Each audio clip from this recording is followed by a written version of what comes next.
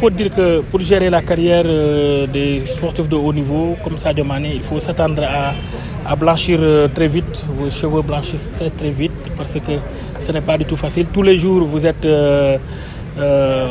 là à côté, tous les jours, vous vous battez.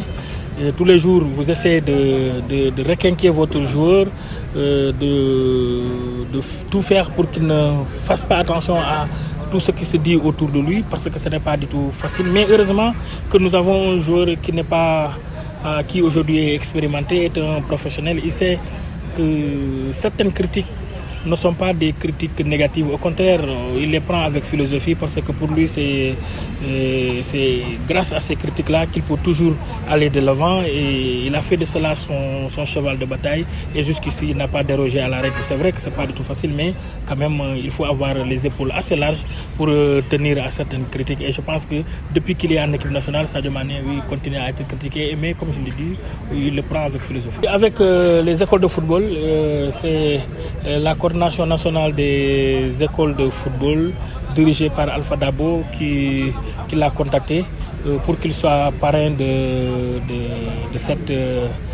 cette association. Il a donné son accord de principe. Je pense que nous voulons que ce soit quelque chose de pérenne. Il va être le parrain de la phase nationale des écoles de football.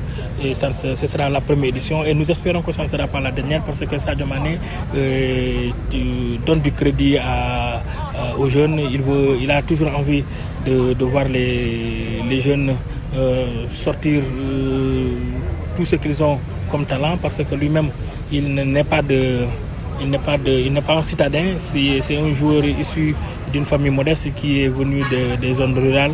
Donc s'il peut toujours aider les garçons, les jeunes pratiquants de foot à vivre leur rêve et à sortir de l'ornière, il le fera avec plaisir. De la palissade de dire que Sadio Mané a de la foi, c'est connu de tous. Il a toujours dit et il a toujours mis en exergue cette foi-là.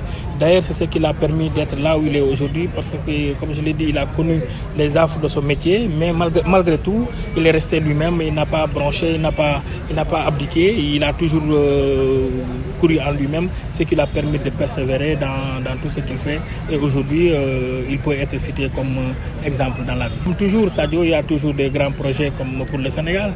D'ailleurs, ce n'est pas pour rien qu'il a aujourd'hui la tête d'un club en France, c'est parce qu'il a des idées sur le plan sportif et sur le plan footballistique.